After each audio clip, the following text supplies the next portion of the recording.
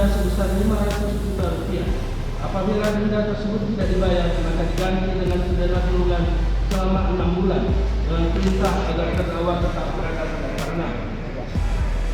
3. Menetapkan terdakwa Insinyur Agustinus Setiawan Mohamad Ikhlas untuk membayar uang pengganti sebesar 13 miliar 425 juta 34.890 rupiah paling lama dalam waktu 1 bulan setelah putusan berkekuatan hukum tetap.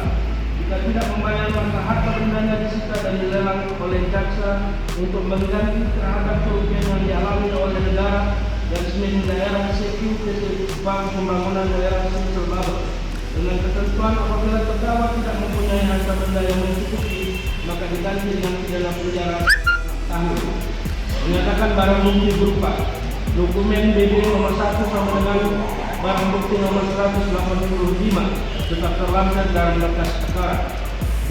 Berupa aset terkait dengan tindak pidana BB nomor 186 satu bidang tanah seluas 8.200 meter persegi yang terletak di Jalan Panglungan, Kelurahan Kebaikan, Kecamatan Simpang Barang, Kabupaten Cianjur, Jawa Barat.